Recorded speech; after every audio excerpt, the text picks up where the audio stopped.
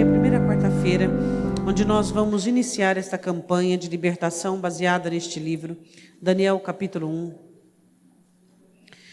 Semana passada nós demos abertura na campanha falando sobre a primeira visão de Daniel, que era ele mesmo. Daniel conseguiu entender que ele precisava se preservar, se guardar, que ele precisava se manter intacto e de uma maneira purificada. Daniel capítulo 1, versículo de número 5. Amém? Vamos começar do 5. E o rei lhes determinou a porção diária das iguarias do rei e do vinho que ele bebia, e que assim fossem mantidos por 3 anos, para que no fim destes pudessem estar diante do rei. E entre eles se achavam dos filhos de Judá, Daniel, Ananias, Misael e Azarias. E o chefe dos eunucos lhe pôs outros nomes, a saber, Daniel pôs Beltesazar, Hananias, Sadraque, Misael, Mesaque e Azarias, Abidnego. E Daniel propôs no seu coração não se contaminar com a porção das iguarias do rei, nem com o vinho que ele bebia. Portanto, pediu ao chefe dos eunucos que lhe permitisse não se contaminar. Ora, Deus fez com que Daniel achasse graça e misericórdia diante do chefe dos eunucos. E disse o chefe dos eunucos a Daniel: tenho medo do meu senhor o rei, que determinou a vossa comida e a vossa bebida, porque veria ele os vossos rostos mais tristes do que os dos outros jovens da vossa idade? Assim porias em perigo a minha cabeça para com o rei. Então disse Daniel ao despenseiro, a quem o chefe dos eunucos havia constituído sobre Daniel, Ananias, Misael e Azarias: experimenta, peço-te, os teus servos 10 dias, e que se nos deem legumes a comer e água a beber. Então se examine diante de ti a nossa aparência e a aparência dos jovens que comem a porção das iguarias do rei. E conforme vires, procederás para com os teus servos. E ele consentiu isto, e os experimentou 10 dias. E ao fim dos 10 dias, apareceram os seus semblantes melhores, e eles estavam mais gordos de carne do que todos os jovens que comiam das iguarias do rei. Assim o despenseiro tirou-lhes a porção das iguarias, e o vinho de que deviam beber, e lhes davam legumes. Quanto a estes 4 jovens, Deus lhes deu o conhecimento e a inteligência em todas as letras e sabedoria, mas a Daniel deu entendimento em toda visão e sonhos. Podemos assentar.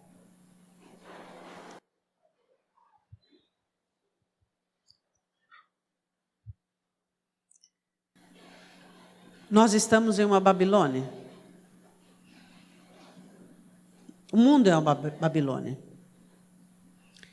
E a palavra do Senhor diz assim, que Daniel foi levado à Babilônia por uma situação projetada por Deus. E nós falamos sobre isso semana passada. E que Daniel pôde entender espiritualmente aquela situação.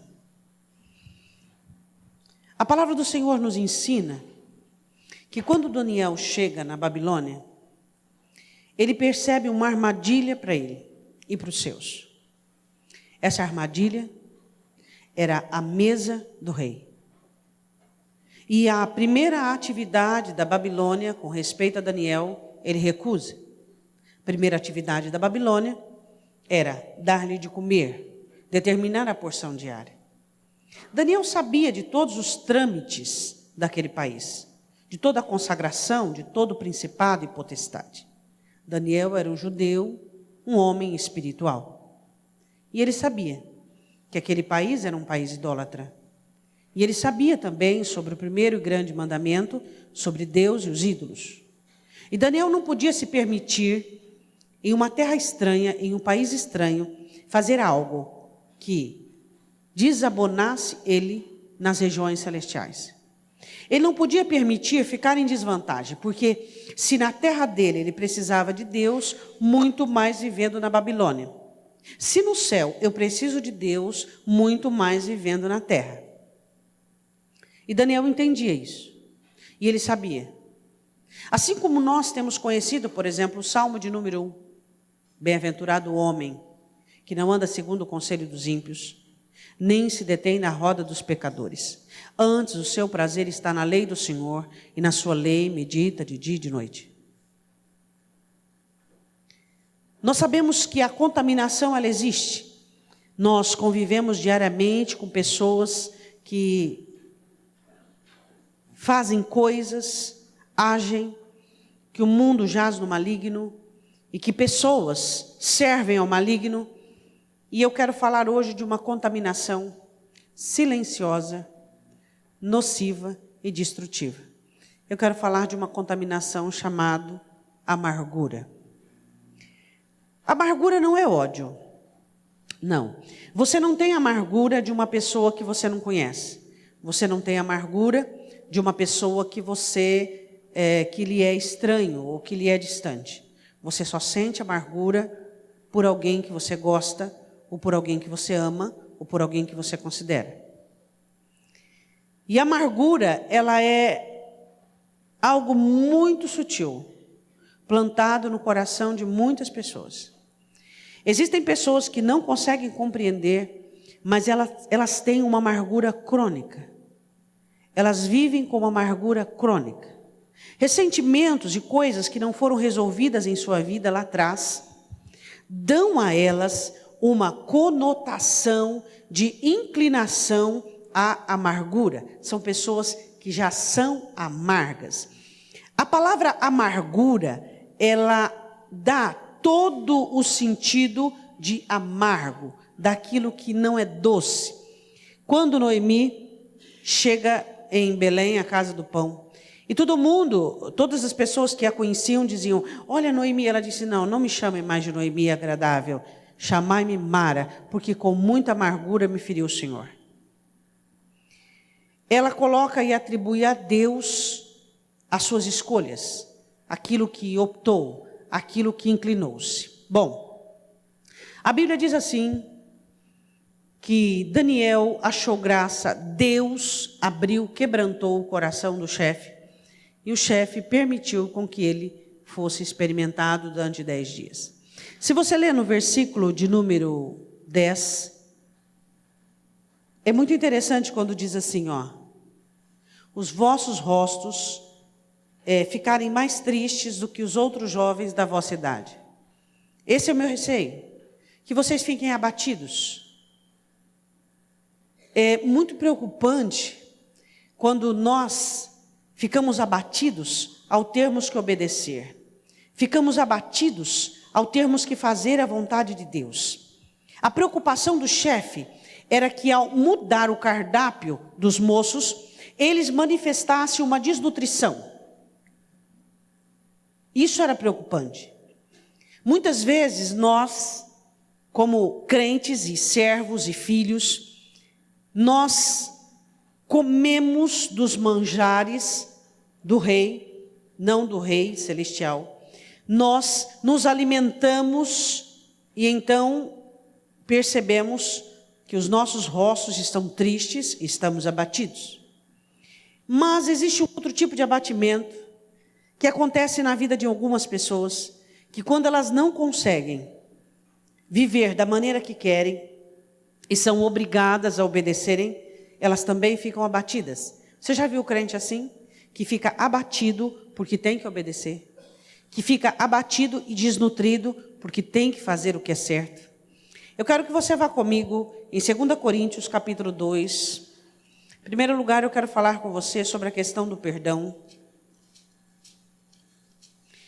O porquê que eu abordo neste primeiro dia de campanha a questão do perdão, 2 Coríntios capítulo 2.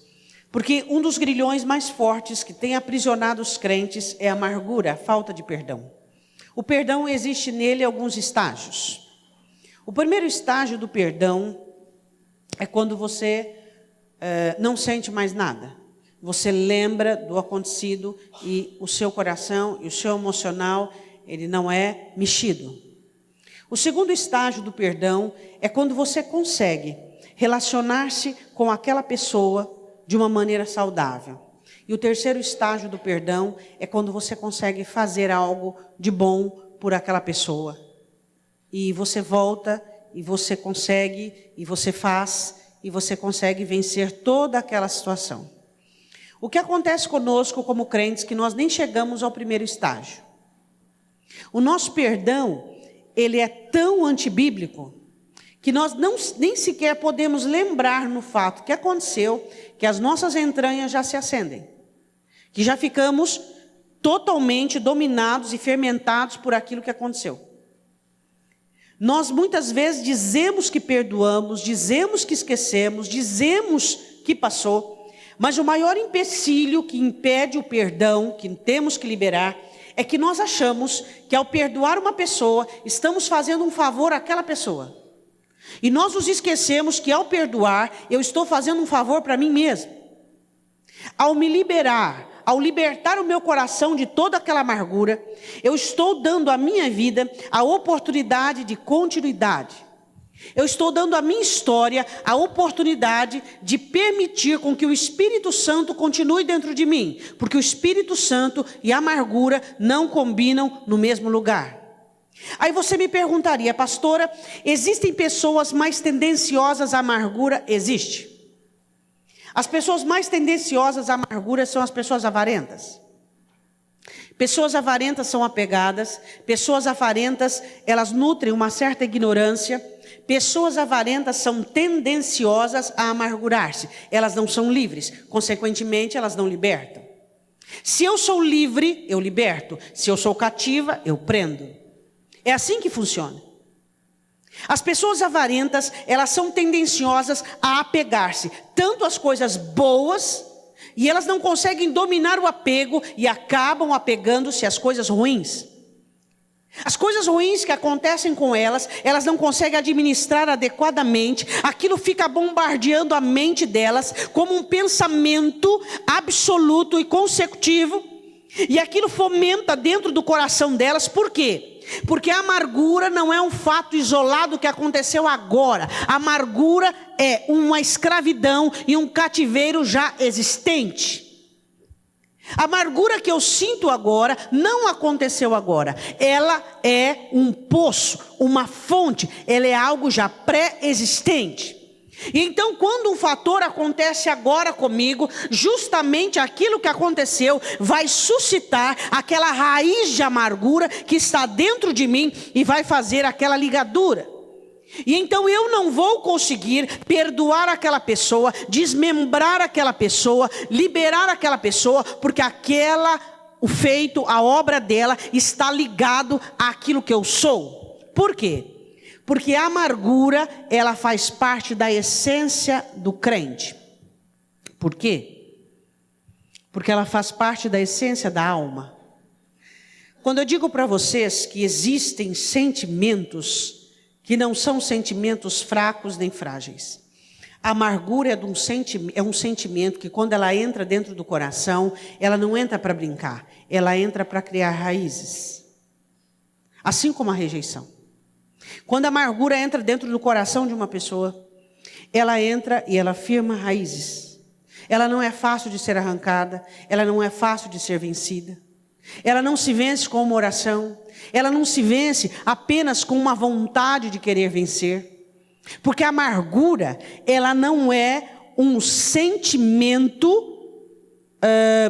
superficial. Ela penetra e enraiza dentro da alma. Ela cria raízes. Então, quando você sente algo, quando você sofre uma rejeição, sofre um agravo, aquilo se une. A raiz que você tem, aquela essência dentro de você e faz a ligadura. Paulo, muito preocupado com a igreja de Corinto, ele fala sobre uma das vitórias de Satanás. Uma das vitórias de Satanás dentro da vida das pessoas é vencê-las por meio da amargura. Existe um complexo dentro do ser humano que é muito interligado, que é a rejeição e a amargura. Toda pessoa que se sentiu rejeitada, ela é tendenciosa a ser amargurada. Não necessariamente sendo uma regra. Não. Existem pessoas que foram rejeitadas e que hoje conseguiram vencer a rejeição. Mas a maioria das pessoas que foram rejeitadas e receberam aquilo num comportamento ensoberbecido, elas desenvolvem amargura. São pessoas amarguradas. O porquê eu começo essa campanha falando da amargura? Porque a amargura tira a graça. Quando Daniel chega em Babilônia, ele não chega com o coração amargurado. Quando você tem um coração amargurado, é impossível você dar continuidade à sua vida. Você pode receber de Deus bênçãos, você pode receber de Deus um tempo novo, você pode receber de Deus muitas situações novas, mas você vai ser sempre aquela pessoa marcada por aquele sentimento de amargura. Tudo que acontecer no universo terá uma conotação negativa. Você não consegue administrar situações ruins, você se fixa, você coloca o quê? Pilastras e colunas em situações ruins. Daniel, quando sai da sua terra, ele poderia ter saído com o coração amargurado, ressentido, por ter sido levado pela primeira leva, na primeiro rebuscar de Nabuco, mas ele não. Ele chega na Babilônia com o coração aberto, sabendo que mesmo ali, ele tinha que ser livre. Existem pessoas que nutrem amargura em seus corações e elas são cativas mesmo em um tempo de liberdade. E elas são cativas diante do Deus da liberdade. E elas são presas em si mesmas.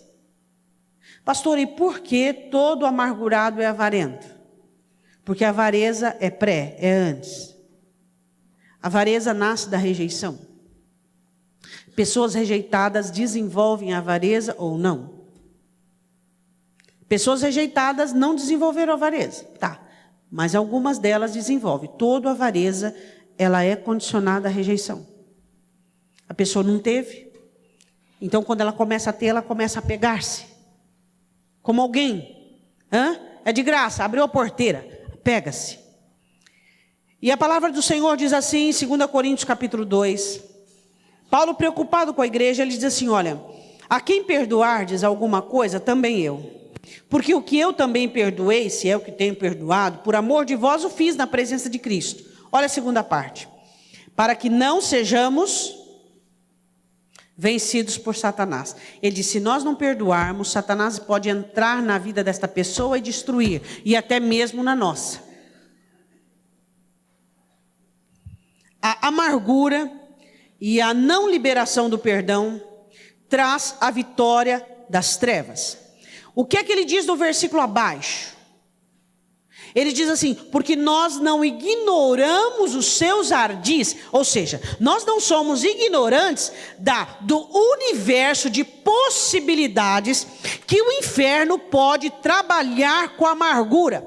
A amargura desencadeia doença, a amargura desencadeia ignorância, a amargura desencadeia problema financeiro, a amargura desencadeia problema familiar, a amargura desencadeia possessão maligna, a amargura tira, arranca a felicidade. Pessoas amarguradas não têm futuro, elas só possuem passado. Pessoas amarguradas não têm presente, elas só possuem passado. Elas são travadas por um acontecimento, foram impedidas de enxergar além dos muros de sua historicidade. O que nós precisamos entender, o que o diabo faz com algo na sua vida que não foi administrado. Ele usa uma ofensa, ele usa uma marca dentro de você, para fazer com que você fique sentenciado àquela situação, e que você não tenha futuro. O que faz com que as pessoas fiquem marcadas por um acontecimento? Ele fica bombardeando a mente, o coração destes, criando cenas, criando episódios, usando a imaginação para fantasiar coisas, fazendo com que aquela pessoa se sinta diminuída, fazendo com que aquela pessoa afloresça dentro dela a rejeição. Diga assim comigo, pessoas que venceram a rejeição não serão amarguradas. O caminho de você não ser amargurado é você vencer a rejeição. Daniel não se sentiu rejeitado, ele não se sentiu entregue ao destino, porque a vida dele estava nas mãos de Deus. A questão não importa quem te rejeitou, não importa quem não gostou de você, não importa quem não fez por você. Você encontrou o Cristo, que é o seu tudo. Você acabou de cantar a sua colheita, a sua herança, é sua fonte, sua bênção, o seu tesouro. Então quando você consegue entender que Cristo ocupa todo esse universo de falência, trazendo uma nova estrutura, trazendo um novo tempo. Você não consegue mais estar ofendido pelos fatores ruins e negativos que te aconteceram. Você consegue compreender que você tem presente. E o seu presente acontece todos os dias, e você tem um futuro. Pessoas amargas e amarguradas, se tiver que cair um tijolo de um prédio, vai cair na cabeça deles. Se eles derrubarem a fatia de um pão, a manteiga vai cair para o lado de baixo. Se eles chegarem numa terra que produz ouro, o ouro se transformará em ferro. Por quê? Porque os nossos sentimentos atraem o nosso exterior. Se Deus faz tudo e muito mais, além daquilo que eu peço, que eu sonho e que eu preciso, Satanás fará, segundo a amargura do meu coração, tudo que eu não quero, tudo que eu não gosto, tudo que eu não preciso. A sua amargura atrai um exterior nocivo e destrutivo. A sua paz, a sua benevolência atrai o bem. O bem atrai o bem. O mal atrai o mal. Pessoas amarguradas não têm sorte. Não têm sorte. Pessoas amarguradas não têm amigos. Pessoas amarguradas não colhem bondade. Pessoas amarguradas são pessoas que eu costumo dizer benzidas. Porque eu sou abençoado, você é abençoado. Pessoas amarguradas são benzidas. Elas não conseguem ter bênçãos. Tudo na vida delas é difícil. Tudo é complicado. Tudo é na raça. Tudo é na força. Não existe graça. Não existe óleo. Quando Daniel chega na Babilônia, o que acontece? Quem que vai adiante dele? O Senhor. Quem quebranta o coração do chefe? Deus. Ali ele encontra graça, ali existe óleo, ali existe volúpia. Tudo que ele iria fazer na Babilônia ia prosperar. Ele ia alcançar o ponto máximo que um escravo alcançaria. Por quê? Por causa da limpeza do coração. Pessoas limpas de coração, em qualquer situação, elas alcançam a posição máxima. O contrário dos amargurados. Você pode colocá-los no alto, é até perigoso. Você colocar uma pessoa num lugar alto, amargurada, ela vai rolando e vai se quebrar inteirinha. O que você precisa entender? Você precisa discernir se você é uma pessoa amargurada. Eu não estou perguntando se você tem uma amargura recente. Estou perguntando se você é uma pessoa amargurada. Se o mosquito voou porque o mosquito voou. Se olharam feio é porque olharam feio. Se fizeram uma questãozinha desse jeito, você já se ofende. Já acha que é o fim do mundo, já acha que é o caos. Isto é raiz de rejeição, isto é amargura. Você precisa se libertar disso, para você ser livre dessa situação, onde Satanás vive te prendendo, onde Satanás vive. Você não pode ignorar o que Satanás vai poder fazer com isso. Pessoas amarguradas empobrecem, são Jonas num barco. Você quer ter problema financeiro? Fique do lado de uma pessoa amargurada. Eu conheço pessoas que são geniais, inteligentíssimas, mas são casadas com pessoa amargurada. Elas não prosperam. Não prosperam. A não ser se elas conseguem causar um divisor. Se elas conseguem ser independentes emocionalmente. Mas enquanto elas estiverem junto, nada dá certo. A amargura, ela contamina. Você não pode ignorar o que a amargura faz em situações domésticas, emocionais e exterior. É um dos piores sentimentos que um crente pode ter. Pessoas amarguradas conseguem azarar a vida de outras. Jonas no barco. Jonas era um profeta tendencioso à amargura. Isso era notório nele. Ele não gostava de nada. Nada do que Deus queria estava bom. Ele foi escolhido para pregar para a capital da Síria. Mas para ele não estava bom, porque ele sabia que Deus ia salvar a Síria. E ele ficou irritado. E ele precisou chegar a Nínive por meio do ventre de um peixe. E ele ficou 3 dias dentro do ventre do peixe, sem falar com Deus. E quando o peixe vomita, ele prega uma mensagem fraca e óbvia, e o povo se converte, e ele fica nervoso, ele fica irado, e ele vai sentar debaixo de uma boboreira que Deus faz nascer, e quando Deus fere a boboreira, ele fica irado, não estava contente com nada. Quase a população do navio morre por causa de Jonas. Jonas não ia morrer, mas a população ia. Deus tinha um propósito, ensinar Jonas. Se você é uma pessoa amargurada, você faz mal para as pessoas que você cerca. Elas não vão prosperar. Elas não vão ser felizes. Porque a amargura contamina. Você não imagina o que o diabo pode fazer com a amargura. Pessoas amargas, ressentidas, rejeitadas, infelizes, desistentes. Pessoas que qualquer situação muda o contexto dela, muda o humor dela. Pastora, como que eu sei que eu sou amargurada? Por inúmeras situações, uma delas é o seu humor. Se o seu humor muda facilmente por causa das situações que te cercam, te fazendo de uma hora, de 5 minutos para o outro, azedo, você é uma pessoa amargurada. Pessoas que não são amarguradas, elas se entristecem com fatos. E a tristeza, elas administram. Mas não foi culpa dela, mas foi sem querer. E daqui a pouco elas estão tristes, chorosas, quebrantadas e já perdoaram. Pessoas amarguradas desenvolvem ferramentas de ataque, pensamentos de ataque, não são quebrantadas, elas ferem, elas machucam as outras, encontram meios de ferir. Todos nós sabemos se somos amargurados ou não.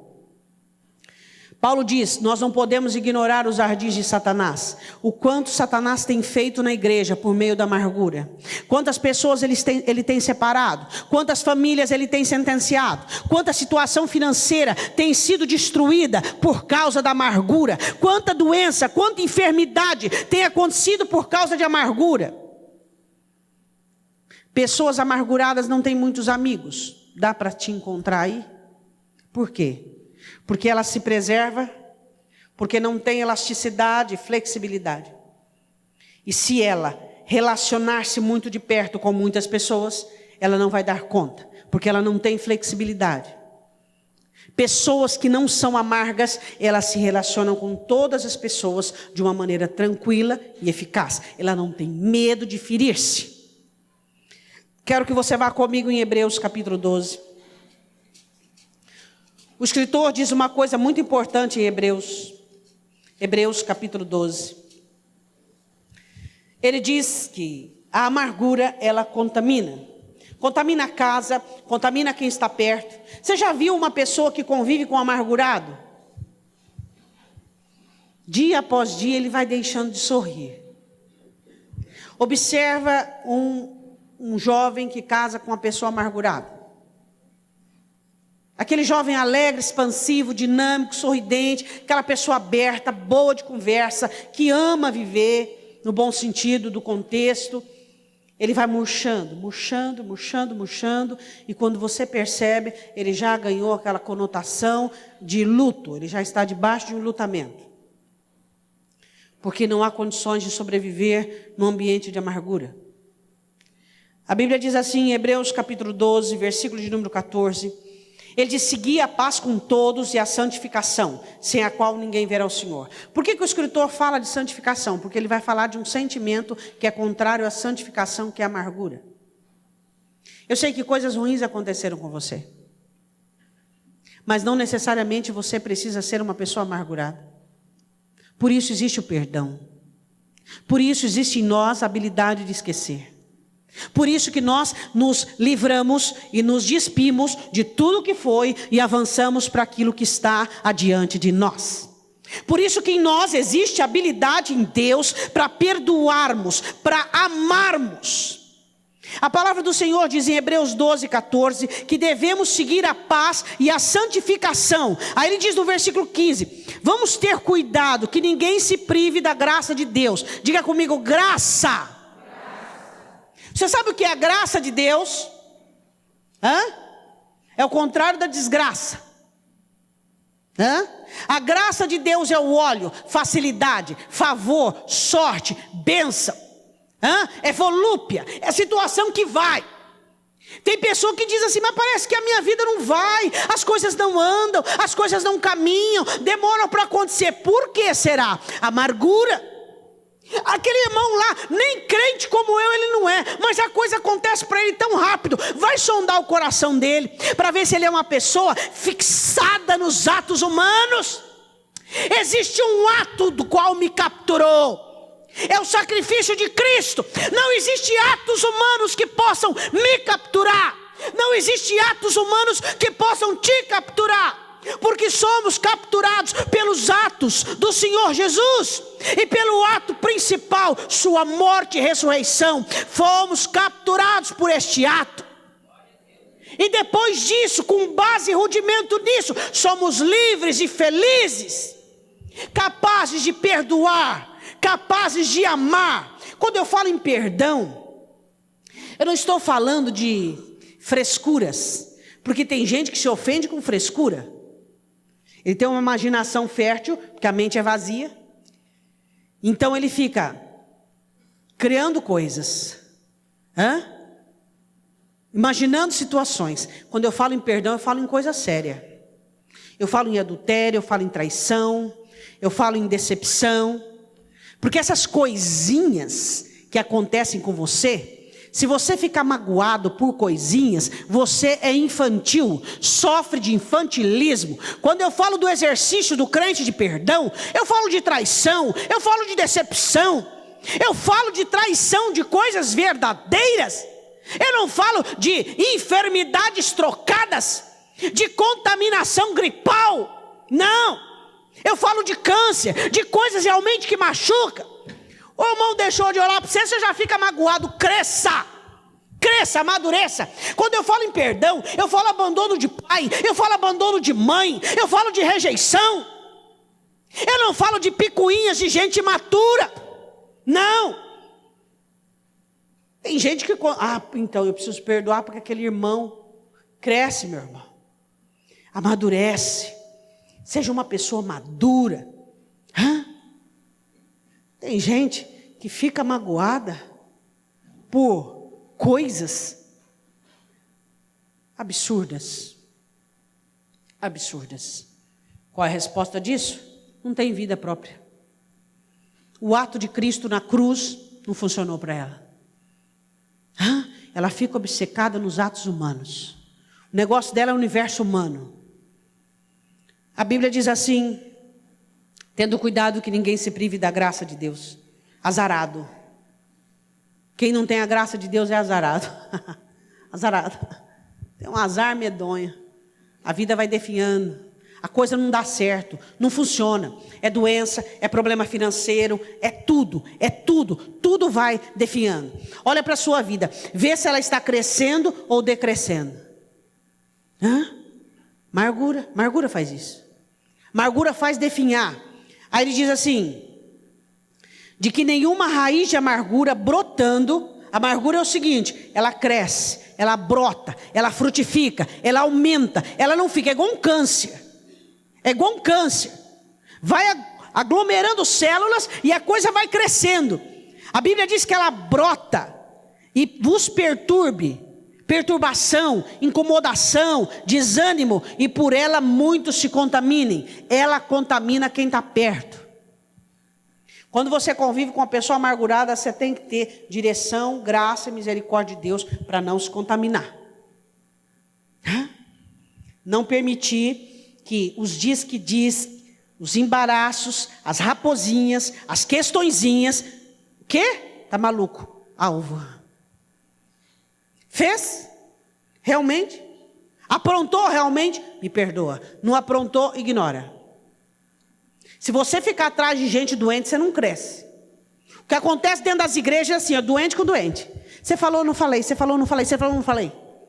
Fez? Fez. Não fez? Não fez. Cresce, meu irmão. Cresce.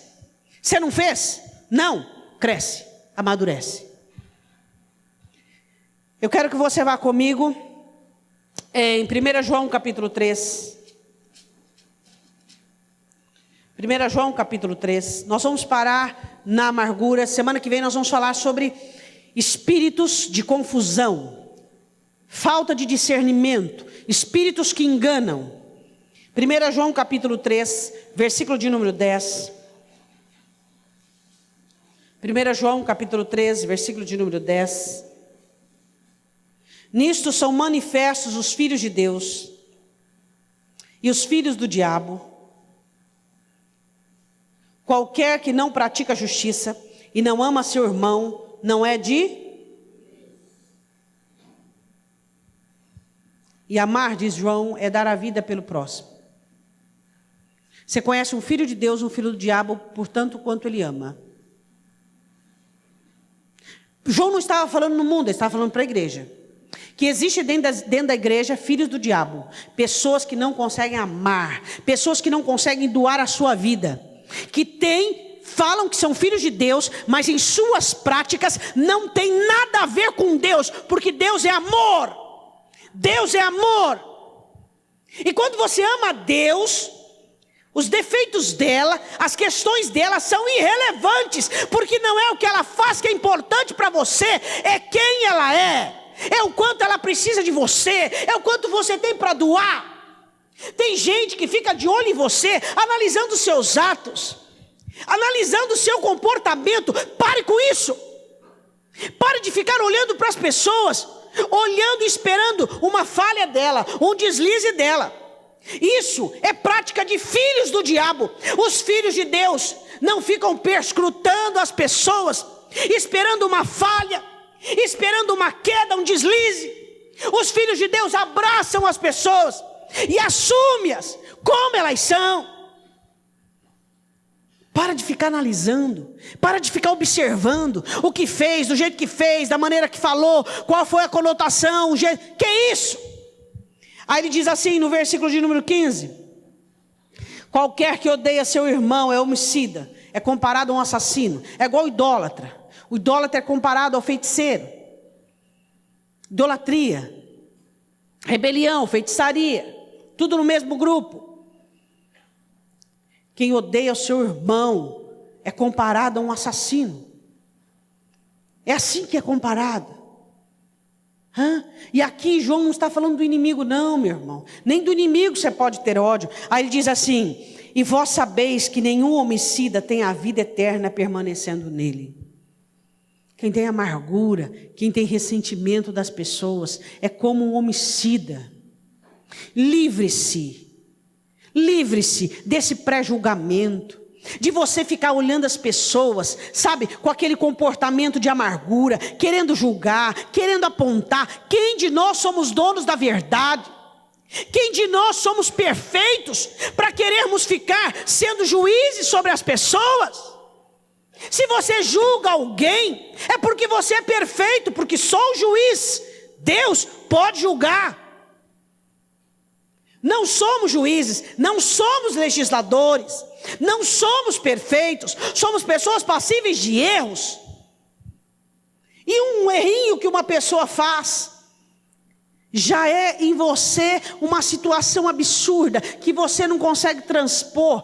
Amadureça, cresça, conheça Jesus. Conheça Jesus. Abrace o Salvador, aquele que te perdoa todos os dias, aquele que te aceita do jeito que você é, tendo uma proposta de crescimento, de melhora sobre a sua vida. Eu quero que você vá comigo em 4:13. 1 João 4:13. Nisto conhecemos que estamos nele e ele em nós, pois que nos deu o seu Espírito. E vimos e testificamos que o Pai enviou o seu Filho para Salvador do mundo. Qualquer que confesse que Jesus é o Filho de Deus, está nele e ele em Deus. E nós conhecemos e cremos no amor de Deus que nos tem. Deus é amor, e quem está em amor está em Deus e Deus nele.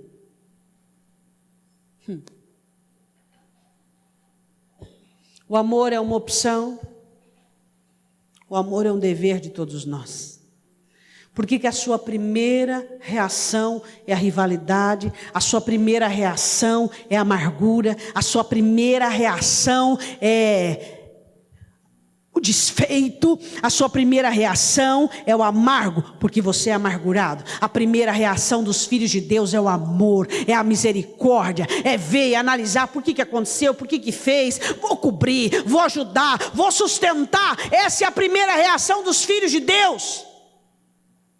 Daniel chega na Babilônia, e não existe nele amargura, nem ressentimento, existe nele amor e graça. E ali ele recebe a graça do Senhor, a volúpia, o favor de Deus. E se torna o rapaz mais inteligente e mais espiritual e mais usado na questão de visões e sonhos do Antigo Testamento. Por quê? Coração limpo. Quero dizer uma coisa para você. Se você tem projeto com Deus e você tem amargura, Deus não tem projeto com você. Deus se afasta dos amargurados. Deus não tem projeto com gente amargurada. Deus tem projeto com gente de coração limpo.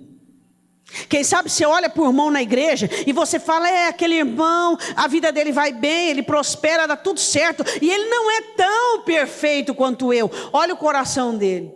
Deus já não nos ensinou em Samuel que ele olha para o coração. Seu coração, você tem dever de estar limpo. Limpo do passado, limpo de quem fez, limpo de quem aconteceu. Enfermidades na sua alma são nutridas por causa dessa amargura. Ressentimentos, você não vai prosperar, você não vai crescer. E pior que isso, você vai ser um azar em quem você ficar perto. Doença vai ser deliberada, pobreza, dificuldade financeira. Eu desafio você a ver uma pessoa amargurada, próspera, abençoada. Eu desafio. Se você conhece, pode me apresentar, porque você não vai encontrar. Pessoas amarguradas não prosperam. Pessoas amarguradas não dão certo na vida. Não funcionam. Não funcionam. E quem está do lado delas vai definhando também. Às vezes são pessoas geniais, inteligentes e hábeis, vai definhando. Porque a amargura traz uma cobertura destrutiva para o lar, para a casa e para a família. Pastora, como é que eu sei que eu sou uma pessoa amargurada? É só você olhar no espelho e ser sincero. Olha no espelho e olha nos seus olhos. Olhe para a sua reação diante das alfinetadas humanas. Olha para a sua postura diante do passado. Olha para a sua postura no presente. Olha a sua flexibilidade de dinamismo para enfrentar situações indesejáveis. Você fica patinando, você faz de um mosquito um elefante. Tudo para você é gigantesco, tudo para você maximiza. Amargurado. Uma questãozinha que nem deveria tocar no assunto. Questão de gente grande. Tem crente que não devia estar sentado aqui no banco. Ele teria que estar lá no departamento infantil. Por quê? Porque ele sofre de infantilismo. Corporeamente ele é adulto, mas emocionalmente é uma criança. Que não sabe lidar com desacordos, que não sabe lidar com questões adultas. É isso que acontece. Uma igreja doente, uma igreja enferma, uma igreja que dá lugar para Satanás, uma igreja aprisionada, pessoas sem flexibilidade e dinamismo de vida, com tanta coisa séria. Será que não existe coisas na nossa vida que são importantes para nós nos dedicarmos? Precisamos ficar dando atenção a coisas ínfimas e pequenas? É isso que o diabo quer para cada um de nós. Como é que é possível crente que já está até com espora no pé, com questõezinhas, porque falou, porque desfalou, porque falou. Se isso não fosse nojento, seria hilário. Mas dá asco. É nojento isso. 1 João capítulo 4, versículo de número 16. E nós conhecemos e cremos no amor de Deus que nos tem. Deus é amor e quem está no amor está em Deus e Deus nele. Nisto é perfeito o amor para conosco, para que no dia do juízo tenhamos confiança. Porque qual é, ele é, somos nós também neste mundo. Diga assim para o seu irmão, você é como Jesus é. Lembre-se que João está falando sobre amor. Sobre amor. Eu evangelizo, eu sou diácono. Ele está falando do amor. Tem crente que não é diácono, não é intercessor, não é nada. Ele é banqueiro, ele é de banco. Mas ele tem obras, ele ama, ele não é amargurado, ele não é ressentido, ele é alguém que volúpia, ele anda, ele caminha, ele prospera. Não tem mágoa, não tem coração para ressentir, não tem coração para ficar ferido. Eu quero dizer uma coisa para você. Cuidado com essa corrida sua, para que no final você não perceba que você correu em vão. Porque se existe uma coisa que Ele vai exigir de mim e de você, não é que eu fui diácono, que eu preguei, que eu isso, que aquilo. Você amou? Você amou? Hein? Porque eu sou diácono, porque eu evangelizo. A obra que Deus quer de você é que você ame. E que você vença o diabo e pisa na cabeça dele, na autoridade que ele tem de te amargurar, de te ressentir. Hein? Pessoas rejeitadas e amarguradas são soberbas e arrogantes. Como eu queria ter mais 1 hora para falar sobre isso. Elas se acham importantíssimas. Me feriu. Qual o problema? Todo mundo na face da terra é ferido. Porque me falou. Qual o problema? Por que você não pode escutar? Porque aconteceu. Qual é o problema? Quem é você? Você é salvo pelo sangue do Cordeiro. Você é perdoado todos os dias. Todos os dias o seu advogado tem trabalhado por você, para você continuar de pé. Qual é o problema? Você se acha tão inalcançável que você não pode ser ferido. Foi ferido, abaixa a cabeça. Se humilha, qual é o problema? Quando é que você é vencido pelo diabo? O diabo diz, você foi ferido. Você diz, fui, sou ser humano. Isso é parte da vida. Abaixa a cabeça. Se humilha. Se humilha. Já fica igual aquelas galinhas, choca. O que eu vou falar? O que eu vou fazer? Qual é agora a minha vingança? Sara maligna. É ou não é? Vingança. Você tem certeza que você é crente? Seria bom você pensar e analisar se você é crente. É aquilo que Jesus diz. Vai fazer o edifício, vê se dá conta de terminar ele. Você tem certeza que você é crente? Por quê? Porque você vem à igreja? Tem muita gente que vai surpreender no dia do juízo.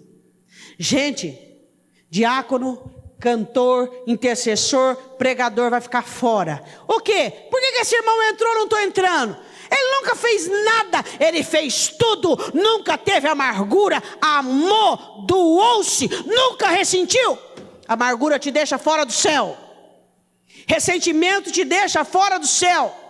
Essa soberba, essa arrogância, é campanha de libertação. Seja livre e liberte as pessoas. Liberte. Você é uma pessoa que as pessoas ficam pisando em ovos. Dá licença. Cresça, amadureça. Faz uma coisinha assim para você, já maximiza. Já é o fim. Por cima de mim sou avião. E por baixo de você é o inferno. Por cima de mim, de você só avião. E por baixo vai ser o inferno. Por quê? Porque a palavra do Senhor nos diz: os humilhados serão exaltados. Limpa seu coração. Daniel conseguiu chegar onde chegou porque tinha um coração limpo. Deus ama pessoas de coração limpo. Pessoas de coração limpo são os nossos oásis na terra. Quando eu convivo com pessoas, ou converso com pessoas, ou só de abraçar uma pessoa de coração limpo, para mim é um deleite. Você consegue identificar pessoas de coração limpo? Pessoas que são incapazes de amargurar-se, de ressentir-se, de fazer mal a alguém. São deleites na terra. Você vê Deus na vida delas. Não são apresentadores de cultos, não são intercessoras, não são diáconos, não são, mas são pessoas de coração limpo. Você olha nos olhos dela e os olhos delas são a janela da alma. Você consegue penetrar dentro da alma dela. Você consegue enxergar a pureza dentro do coração dela. São raridades na terra. Raridades. Pessoas que não têm quês, nem portanto com seres humanos. Elas têm uma aliança com Deus. Com Deus. O ofício delas, amar, ajudar, perdoar. Pastor, eu quero ser assim. Conheça Jesus, de verdade. Não religião. Religião não. Religião vai deixar muita gente na terra. Conheça Jesus, o Filho de Deus, que me ensina e te ensina a amar, a ser útil ao ser humano, a sermos libertos ao tal ponto de não aceitarmos amargura e ressentimento. Aconteceram coisas ruins na sua vida, mas aconteceu uma que sobrepujou todas as outras, e o nome dessa é Jesus. E eu e você somos felizes, completos, abençoados, alegres e limpos, porque Jesus mora dentro de cada um de nós. Eu quero que você feche os seus olhos um momento. Eu quero que você sonde o seu coração e veja se existe dentro de você alguma raiz de amargura. Se existe dentro de você ressentimentos. Se existe dentro de você situações que está levando você a um patinar, levando você a uma situação de procrastinação na sua vida. O perdão é uma ordem. Amar é uma ordenança. Tem que existir dentro de todos nós um alvo e um objetivo. Eu quero ser uma pessoa de coração limpo porque eu quero ver a Deus. Eu quero ser uma pessoa de coração limpo porque é o que Deus espera de mim. Eu quero ser uma pessoa pura de coração. Eu quero ser uma pessoa mansa. Bem-aventurados os puros de coração, os limpos de coração, porque eles verão a Deus. Eu vou ver a Deus se o meu coração for limpo. Não é se eu tenho dom, não é se eu tenho cargo na igreja. Você vai ver a Deus se o seu coração for limpo. O que te garante estar diante de Deus é a pureza do seu coração. Pastora, mas eu sou uma pessoa que tem um coração amargurado porque eu tive uma infância muito difícil. Eu disse ontem uma coisa, eu vou repetir. Não importa de onde você veio, é para onde você vai. Todos nós temos um passado comprometedor, mas a questão não importa a sua origem, o que importa é o seu ponto final. É isso que importa. Se você até hoje não esqueceu o seu passado, se você até hoje não conseguiu se libertar dessa personalidade ferrenha, essa pessoa amarga, essa pessoa que não consegue abaixar a cabeça, essa pessoa que quando é ofendida, os olhos brilham de raiva e de ódio, Jesus está aqui. Você que se sente ofendido por qualquer coisa, você que quando é humilhado enraivece, não existe paz no seu coração, não existe doçura, peça perdão ao Senhor. Fala: Senhor, limpa meu coração. Senhor, limpa meu coração. Eu preciso ter o coração limpo. Eu não posso ser uma pessoa amargurada. Se você é uma pessoa que aconteceu algo ruim na sua vida e depois disso você ficou comprometido emocionalmente, peça perdão ao Senhor. Diga: Senhor, eu não aceito isso. Eu não aceito que Satanás me vença. Eu sou vencedor. Tua palavra diz que eu pisaria na cabeça de escorpiões e de serpentes. Eu sou vencedor e eu vou vencer, meu Deus. Eu não seria alguém que trata com pré-julgamento, alguém que relaciona-se com as pessoas já armado. Desarme-se nesta noite. Você que é uma pessoa armada, que sempre está preparada para atacar, olha para o seu Senhor, vê se Ele atacou alguma vez. A arma que você tem é o amor, a arma que você tem é a benevolência, a bondade. Você vive armado, sua língua é uma ferramenta